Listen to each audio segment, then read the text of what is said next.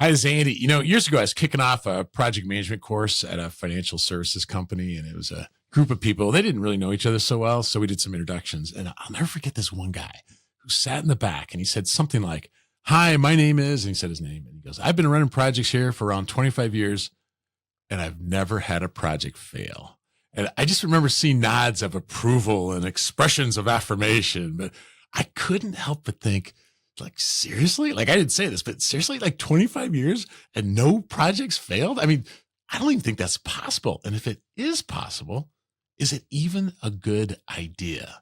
It was not important at the time for me to press him on the issue, but his introduction comes to mind every once in a while. I mean, the truth is, projects fail, or we make mistakes, or we make investment decisions that they don't turn out the way we wanted, or relationships, they can fall apart. Failure is part of life. Yet, despite being implored to fail fast, I mean, most of us have an uncomfortable relationship with failure. We don't want to experience it, and we certainly don't want to be known for it. Or should we? I'm excited to introduce you today to Manu Kapur. Manu is one of the leading global experts on human cognition and learning methods, and he's written a fascinating new book entitled Productive Failure: Unlocking Deeper Learning Through the Science of Failing. And since I'm in the business of helping people learn in the classroom and in organizations, I found it to be a deeply interesting book to read. But even if you're not a teacher of some kind, which, by the way, you probably are anyway, if you'd like to improve your ability to remember ideas and understand them and apply them in the real world, I'm telling you, this is a book for you. But how about this? Before we talk with Manu, I have an experiment for you, okay? So I'm thinking of a 4-letter word that starts with the word F, okay? So let's just, I want to see if you can remember this by the end of the interview, okay? So I could tell you this 4-letter F word, and you might remember it, but instead, work with me here, right here in the introduction, okay? Try to guess the 4-letter F word right now. I mean, I could tell you, but try to guess it. Just say it out loud. People watching you exercise or drive might think it's kind of weird, but go ahead. I'll wait, okay? So did you come up with one? All right, great. Do you want to know what that word is that I was thinking? I'll tell you in a little bit. Okay. Quick note. I want to invite you to join our Lead 52 family. It's a global group of leaders who are committed to transforming our ability to lead and deliver. It's 52 weeks of leadership learning delivered right to your inbox and taking less than 5 minutes a week. It's all for free. Learn more and sign up at getlead52.com. Thanks. Let's jump into our discussion with Manu about his new book, Productive Failure. Hey, Manu, thank you for joining us on the People and Projects podcast. Thank you for having me. It's a pleasure. Hey, yeah, we'll get into ideas from your book in just a bit, but I'm kind of curious. Before you started at Columbia, before that project in the final year of engineering studies, and before your career-ending injury, soccer injury in India, let's go back even further. Can you think of anything in your family culture or early experiences that influenced you, maybe in a good way or a bad way, about how you looked at failure? Yeah, I think early on we just had a very playful approach to everything. There's an anecdote I mentioned in the book where one day when my dad came back from work, I was in the garden and I'd really put my tricycle, buried my tricycle inside, and he was so perplexed and he said, "Hey, Manu, what are you doing?" He said, "Oh, I love my tricycle and I thought I could have a tricycle tree." so you know so he immediately went from wanting to scold me to really congratulate me in terms of the creativity in which I was transferring from seeing what happens naturally to wanting more of my tricycles. And I think that's kind of characterized the environment with which in which I grew. And obviously the tricycle tree was a spectacular failure, right? In that sense. But that's how it was. Yeah, I'm just kind of intrigued by, I mentioned in the intro that there's a lot of talk about failure these days, right? I mean, it's like fail fast, and it's rather fashionable. In some ways, it feels like failure's having a moment, but after reading the book, you can't help but walk away with thinking productive failure is different. So how do you like to differentiate when I say noise, I don't mean it derogatory like that, but what the typical talk about failure is compared to productive failure? Yeah, excellent question. I think that's where the niche is. In productive failure, we take the conversation one step further and says, if we can all learn from failure, or if failure can be a powerful learning mechanism, then really the question is, why do we wait for it to happen? right? I think it's that step. Why do we wait for it to happen? And then once you think about this question, you go on to think about the next one, which is what would it mean to design for it deliberately, intentionally, when you're first trying to learn something new? Mm. And can you then use that in a safe way to learn the very thing deeply? Mm. So and the underlying design and science of all of that is what productive failure is. Right? So it's not just saying, oh, yeah, if when failure happens, learn from it or Mm-hmm. try to learn from it. It's really that intentionality. It's the deliberate nature of designing for it anytime you're learning something new. It's fundamentally different. And I mentioned to you even before we started the interview that I'm looking at all kinds of different domains, from my coaching my son's middle school team to how I personally try to learn, that you've made me think on this. And I'm thinking of a number of people who are listening that are interested in the project management professional certification, the PMP. It's a reasonably difficult exam for people to pass. And I often hear people say, Manu, things like, oh, it's so difficult to remember the terms and the processes. And even if I remember what they are, to truly understand them and then transfer to the real world, all that's such a real challenge. And as it turns out, you found those are three components, right? Remembering, understanding, and transfer, that are core to the problems of learning. So I'd love for you to tell us more about the problems of learning. Yeah, you said it yourself. One is just simply remembering. Our memories are, we are not very good. On the one hand, we can remember a lot. On the other, we don't. Yeah. And the paradox of memory is you can't just, you can't rote it. You can't rote your way to remembering. And the paradox is every time you try to learn something new, you try to remember something new, try to give yourself some time to forget it. Okay. Yeah. And because that forgetting is absolutely key, because then you want to retrieve that memory. And the act of retrieval, a memory that is slightly forgotten or has decayed a little bit, means you will not be able to remember it completely or maybe at all. But when you then go back and check what it was, that failure to remember that thing incompletely or completely is actually going to give your storage an additional charge. Mm-hmm. Right. And, just recently, one of my friends wrote me back. He was reading my book. He's in New York. He says, Manu, I love this line from your book that, if you want to remember, try forgetting Yeah. a Right. little so that you can use forgetting to remember.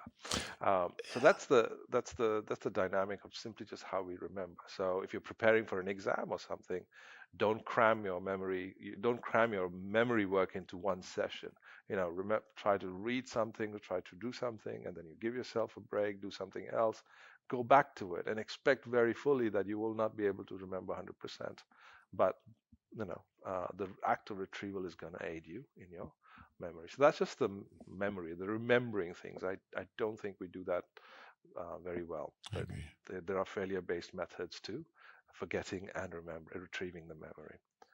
Then the question is of understanding. Understanding is, in a nutshell, it's very straightforward, but it's very hard because understanding is a function of how you attach or how you connect what you're trying to learn with what you know, right? And the thing is, when you're trying to learn something new, by definition, if I ask you, oh, this is a new thing you're trying to learn, what do you know about it? Well, I don't know much about it. That's why I'm trying to learn. Right.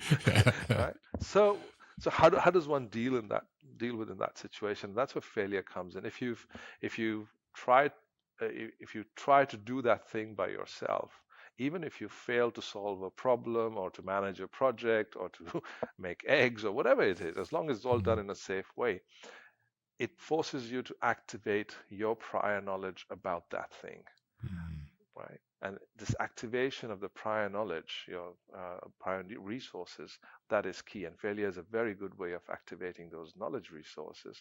And then you can listen to an expert or learn from a lecture or watch a demonstration of the skill.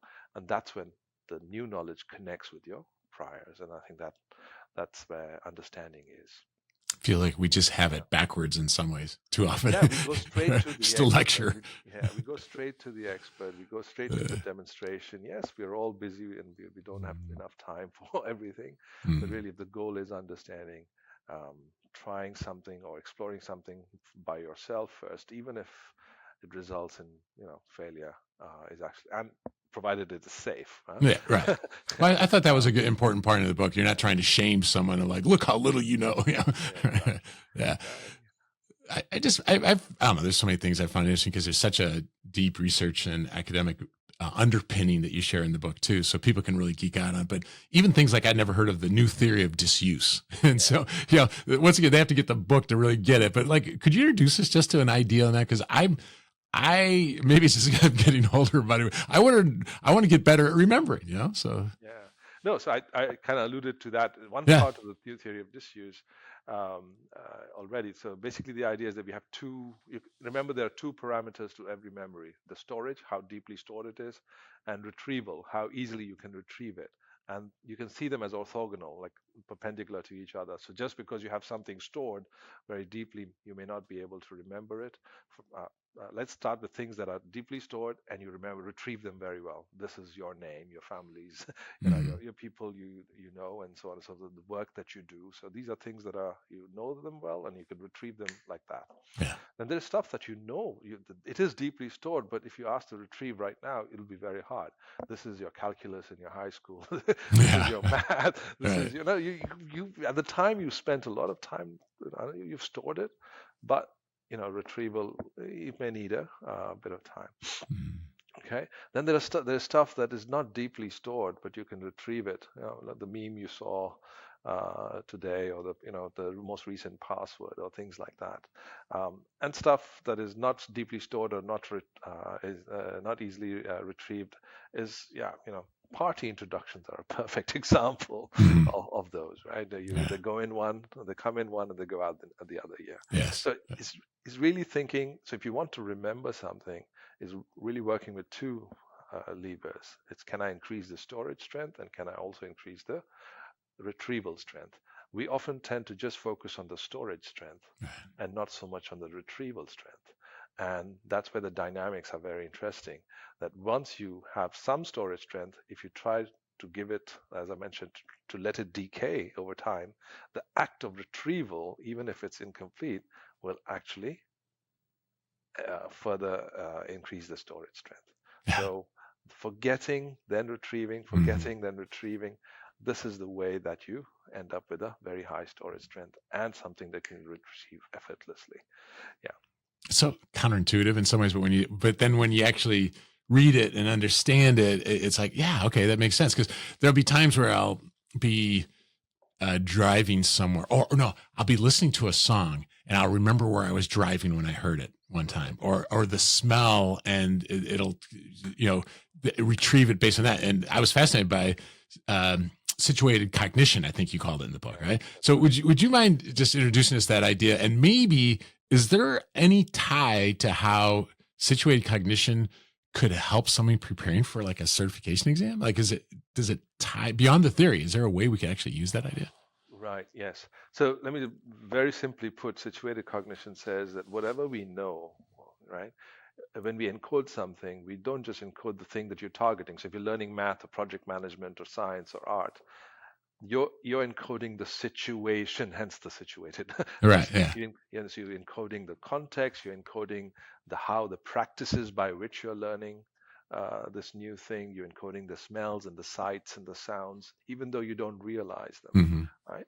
And so the idea is that knowledge gets coupled with all of this surround that has in which we are learning this new thing, this knowledge, right? Now, we don't tend to think of it that way because we say, oh, let's just ignore the surround. Let's just focus on learning. It doesn't matter. But actually, research shows that it does. It gets coupled with the context and the surround and the situation. Okay. So if that is the case, you enter a new situation. How do you use that? And studies have shown that the moment you change the situation drastically, you're not able to retrieve that thing that you were focusing on learning, because it got coupled with that particular context. Yeah. And if years later, as you mentioned, you were driving or listening to that song, you come back, boom, it comes back, right? Yeah. So in a way, you can say this can be a bad thing because, it's so tightly coupled to one situation, one context, that it becomes a problem in retrieval because you have to go back into that or situation or overlap with that situation and context for you to remember.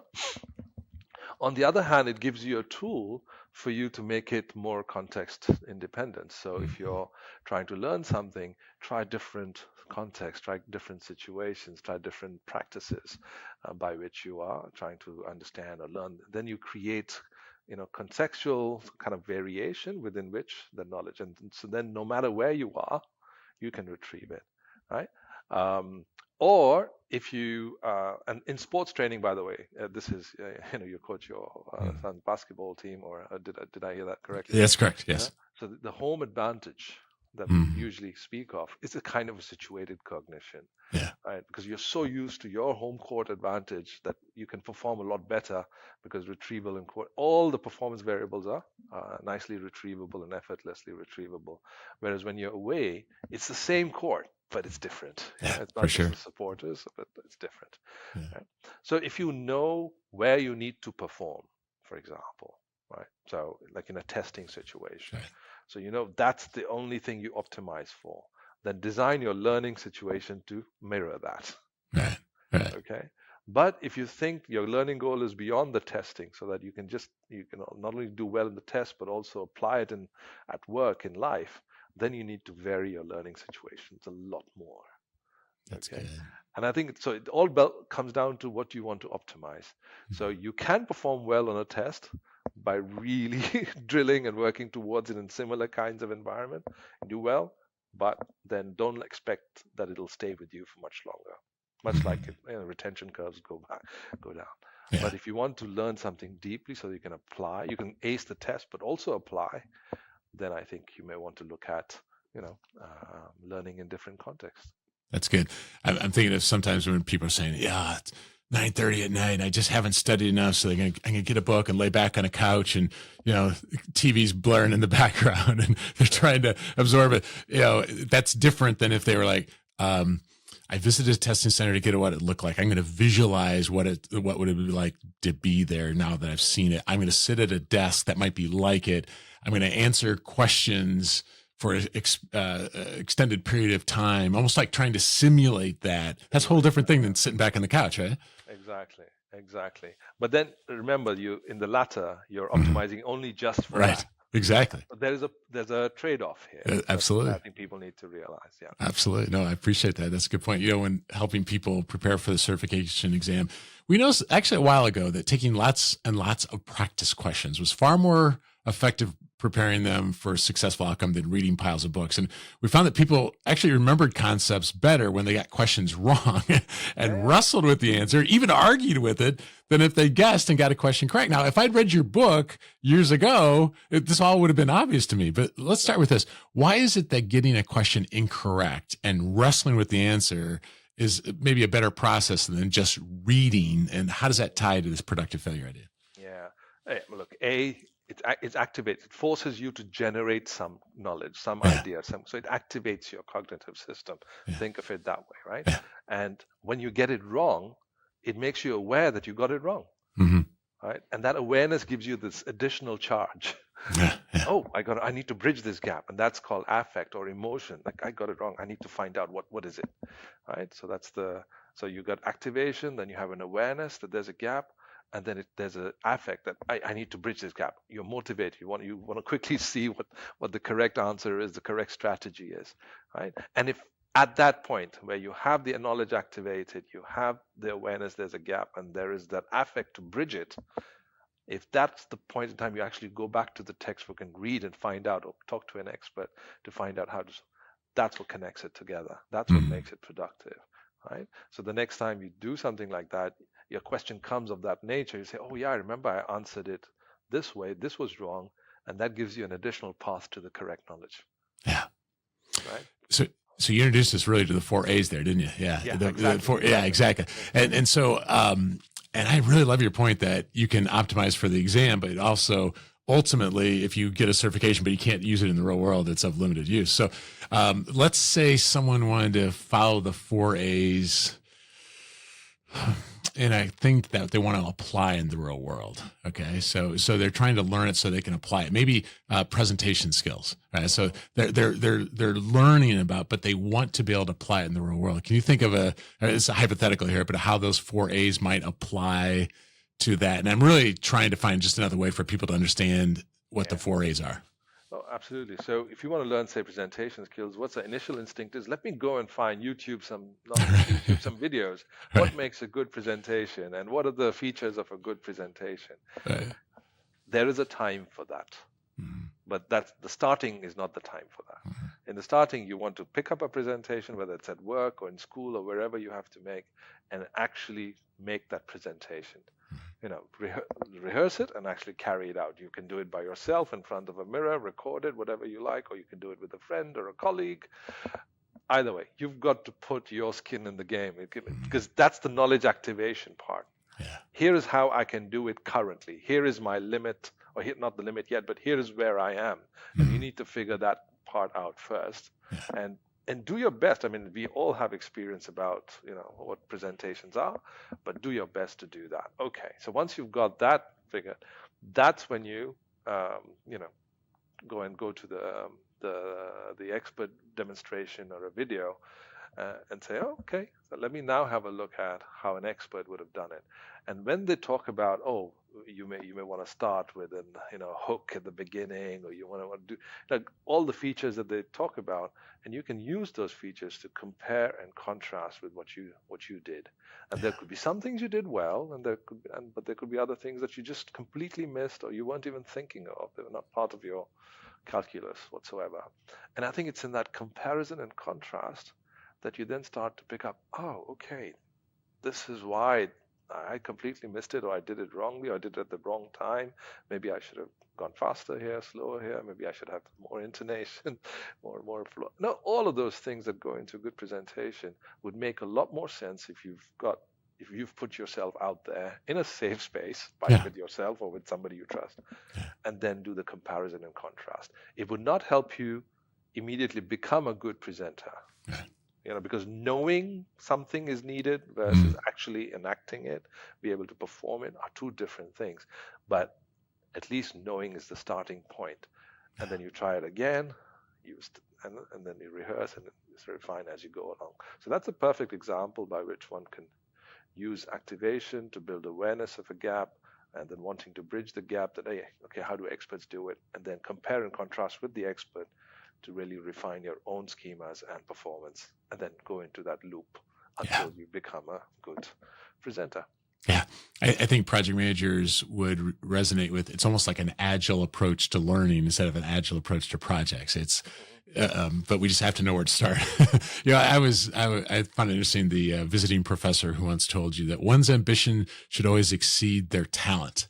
And so how's that tied to the notion of zone of proximal development, and how could that understanding maybe help our listeners when it comes to our own development? Yeah, actually, that's something what my dad told me when I was a visiting professor in Japan at the University of Tokyo. I didn't know that. 12 years ago. Because I was feeling a little bit of, trying to struggle. I was struggling a little bit. And I was thinking, maybe this academia business is not for me. And he said, no, don't think of it that way. Your ambition should always exceed your talent. And his basic idea was, if you always do the things that you can do well, there's no learning and growth. You always have to get to a point where there's a thing that you cannot do. And that is the boundary of entering this learning and growth zone, which is what Vygotsky talked about as the zone of proximal development. He doesn't talk about failure, but it's implicit in his theory that you can't enter the zone of proximal development if you've not failed at doing something. So if I give you a task and you're able to do it successfully, you're not in that zone. If I make it a harder task and you still are able to do it successfully, you're not in that zone. I have to keep giving you a harder and still harder task until there comes a point where, now you can't do it. Welcome to the failure zone. Welcome to the zone of proximal development. This is where you will struggle. You'll be a bit uncomfortable, but having failed and, not being able to do the task successfully. At that point, an expert or a knowledgeable peer, as Vygotsky talked about, comes and scaffolds you, supports you, gives you feedback. Then you're slowly able to do that, and over time do it without the help that helped you achieve that, right? So failure is kind of at the core of Vygotskian theory, or captured in the wisdom of the ages, as my father said. Yeah. I just think it's so easy for me to get complacent if I'm not careful, or fail to move forward because of imposter syndrome, and not doing it. But I even think of this, a parent once who was just expressing, I want my child to get more playing time. It's like, I'm trying to keep that child in the zone of proximal development, because safety is a big part of what you talk about with your learning, right? You want to stretch them, but also not set them up to fail in a unsafe way. So there's a lot to wrestle with, I think, of that idea. And also, as we go through life, right, we obviously build knowledge and capabilities, and we derive pleasure in exploiting that knowledge and capabilities because we do that well. So we want to do it. It gives us, it makes us happy. And the neurobiological basis is very strong there that you want to. It will do what things you make happy. But that also stagnates you. So if you don't explore and learn new things, which would be hard, right, then you're only forever in the exploitation phase, right? And if the context changes where your knowledge or skill sets are no longer needed, then you've spent all your time focusing on that one thing, and you're completely out. Yeah. Whereas if you start to think about, not everything has to be in the exploration or learning zone. Some things, so I call it the performance versus the learning difference, right? Things we exploit are in our performance zone, and we enjoy it. We should do it because that helps us. But we should also be mindful that there are certain things that we need to keep learning and learning new. And we should always also be in the learning zone so that we're always learning and growing, right?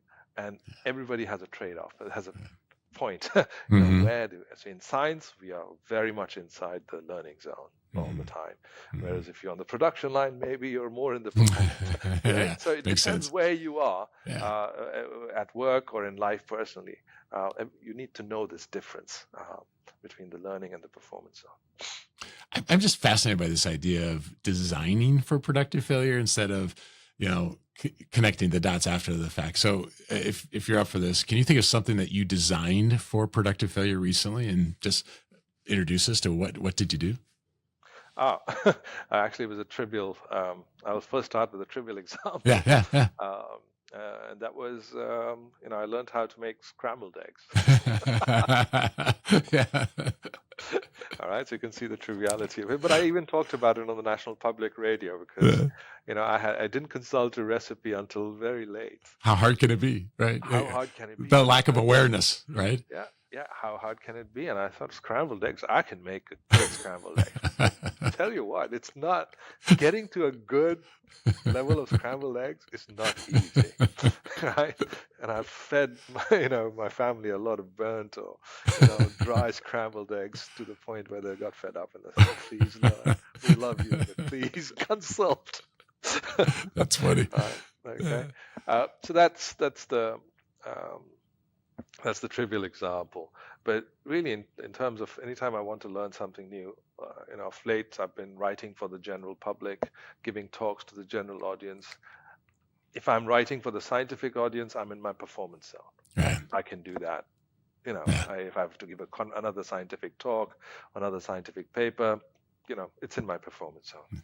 But if I'm talking to a bunch of bankers or a bunch of parents, for example, out there, or giving a TED talk, I've given 2 TED talks. That's a very different. Or even to write this book. This is my first trade press book, a popular science book. It's a different genre. You have to learn that whole thing again. And I think there again, it's the same principle.